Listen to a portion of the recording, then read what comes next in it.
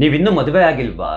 ನೀವಿನ್ನೂ ಮದುವೆ ಆಗಿಲ್ಲ ಅಂತಂದರೆ ಅದಕ್ಕೆ ಕಾರಣ ಈ ಆರ್ ಎಸ್ ಎಸ್. ಅಯ್ಯೋ ನಗದು ನೋಡಿ ನಾನು ತಮಾಷೆ ಮಾಡ್ತಾ ಇಲ್ಲ, ಸತ್ಯವನ್ನೇ ಹೇಳ್ತಾ ಇರುವಂತಹದ್ದು. ನೀವು ಈಗಾಗಲೇ ಮದುವೆ ಆಗಿಬಿಟ್ಟಿದ್ದೀರಾ. ನೀವು ಈಗಾಗಲೇ ಮದುವೆಯಾಗಿ ನಿಮ್ಮ ಜೀವನದಲ್ಲಿ ತುಂಬ ತುಂಬ ನೊಂದೋಗ್ಬಿಟ್ಟಿದ್ದೀರಾ. ನೀವು ನಿಮ್ಮ ಜೀವನದಲ್ಲಿ ತುಂಬ ನೊಂದೋಗ್ಬಿಟ್ಟಿದ್ದೀರಾ ಅಂತಂದರೆ ಅದಕ್ಕೆ ಕಾರಣಕರ್ತರು ಈ ಆರ್ ಎಸ್ ಎಸ್ ಕಾರ್ಯಕರ್ತರುಗಳು. ನೀವು ಮದುವೆಯಾಗಿ ಇಷ್ಟು ವರ್ಷಗಳು ಕಳೆದ್ರೂ ಇನ್ನೂ ಮಕ್ಕಳಾಗಿಲ್ವಾ? ಇನ್ನೂ ಮಕ್ಕಳಾಗಿಲ್ಲ ಅಂತಂದರೆ ಅದಕ್ಕೆ ಮೂಲ ಕಾರಣ, ಪ್ರಮುಖವಾದಂತಹ ಕಾರಣ, ನೀವುಗಳು ಇನ್ನೂ ಸನಾತನ ಧರ್ಮವನ್ನು ಅನುಸರಿಸ್ತಾ ಇರುವಂತಹದ್ದೇ ಕಾರಣ. ನಿಮ್ಮ ಮನೆಯಲ್ಲಿ ನಿಮ್ಮ ಹೆಂಡತಿ ನಿಮಗೆ ಸರಿಯಾಗಿ ಅಡುಗೆ ಮಾಡಿ ತಿನ್ನೋದಕ್ಕೆ ಆಗ್ತಾ ಇಲ್ವಾ?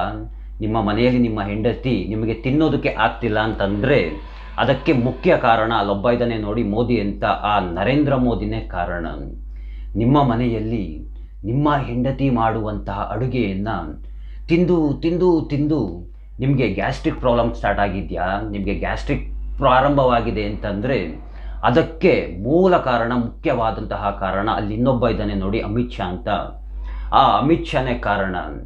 ನೀವುಗಳು ನಿಮ್ಮ ಮನೆಯಲ್ಲಿ ಪ್ರತಿದಿನ ಗಂಡ ಹೆಂಡತಿ ಜಗಳವನ್ನು ಮಾಡ್ಕೊಳ್ತಾ ಇದ್ದೀರಾ, ಹೊಡೆದಾಡ್ತಾ ಇದ್ದೀರಾ, ಬಡ್ದಾಡ್ತಾ ಇದ್ದೀರಾ.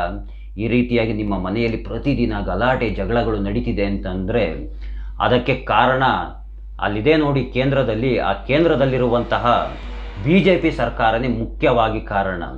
ಈ ರೀತಿಯಾಗಿ ಮನೆಯಲ್ಲಿ ನಡೆಯುತ್ತಿರುವಂತಹ ಗಲಾಟೆಗಳೆಲ್ಲ, ಜಗಳಗಳೆಲ್ಲ, ಬಡದಾಟಗಳೆಲ್ಲ ನಿಲ್ಲಬೇಕು ಅಂತಂದರೆ ಕೇಂದ್ರದಲ್ಲಿರುವಂತಹ BJP ಸರ್ಕಾರವನ್ನು ಕಿತ್ತು ಒಗೆದು ಬಿಸಾಕಬೇಕು.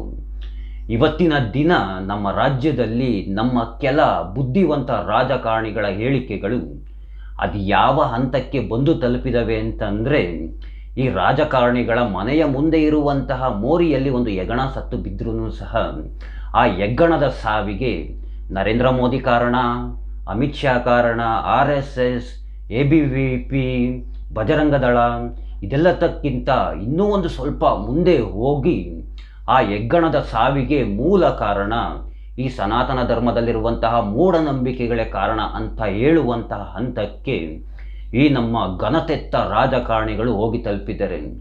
ಜನ ಬದಲಾಗಿದ್ದಾರೆ, ಅಪ್ಡೇಟ್ ಆಗಿದ್ದಾರೆ. ನೀವುಗಳು ಸಹ ಬದಲಾಗಿ ಅಪ್ಡೇಟ್ ಆಗಿ, ಇಲ್ಲ ಅಂದರೆ ಮುಂದೊಂದು ದಿನ ಜನರೇನೆ ನಿಮ್ಮನ್ನು ಸಂಪೂರ್ಣವಾಗಿ ಬದಲಾಯಿಸ್ಬಿಡ್ತಾರೆ. ಅದು ಎಷ್ಟು ದಿನ ಅಂದ್ರಿ? ಇನ್ನೂ ಹೇಳಿದ್ದೇ ರಾಗ, ಅಲ್ಲಿನ ರಾಗದ ಜೊತೆಗೆ ಇಲ್ಲಿನ ರಾಗವನ್ನು ಸೇರಿಸ್ಕೊಂಡು ನೀವುಗಳು RSS, ABVP, ಕೇಂದ್ರ ಸರ್ಕಾರ, BJP, ಅಮಿತ್ ಶಾ, ಮೋದಿ ಹೇಳಿದ್ದೇ ಹೇಳ್ತಿರ್ತಿರಲ್ಲ ಪ್ರತಿಯೊಂದಕ್ಕೂ.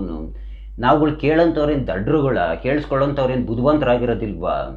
ನೀವುಗಳು ಅಂದ್ಕೊಂಡಿರ್ಬೋದು ಮತದಾರರನ್ನು ದಡ್ರು ಅಂತ ಅಂದ್ಬಿಟ್ಟು. ಮತದಾರರು ದಡ್ರಲ್ಲ, ಬುದ್ಧಿವಂತರಾಗಿದ್ದಾರೆ. ನೀವುಗಳು ಬದಲಾಗಿ, ನೀವುಗಳು ಬುದ್ಧಿವಂತರಾಗಿ. ಯಾವನ್ ಕೇಳ್ತಾನೆ? ಹೇಳಿದ್ದನ್ನೇ ಪ್ರತಿಯೊಂದಕ್ಕೂ ಸಹ ಬದಲಾಗಿ ಅಂತ ಹೇಳ್ತಾ ಜನಸಾಮಾನ್ಯರು, ಮತದಾರರು ಮತವನ್ನು ಹಾಕಬೇಕಾದ್ರೆ ನೋಡ್ಕೊಂಡು ಮತಗಳನ್ನು ಹಾಕಿ, ಇಲ್ಲಾಂದರೆ ಪ್ರತಿದಿನ ಇದೇ ರೀತಿಯಾಗಿ ಕೇಳ್ತಾ ಇರಬೇಕಾಗುತ್ತೆ ಅಂತ ಹೇಳ್ತಾ, ಆ ಕೃಷ್ಣ ನಿಮ್ಮೆಲ್ಲರಿಗೂ ಒಳ್ಳೆಯದು ಮಾಡಲಿ. ಎಲ್ರಿಗೂ ಧನ್ಯವಾದಗಳು. ಜೈ ಶ್ರೀ ಕೃಷ್ಣ.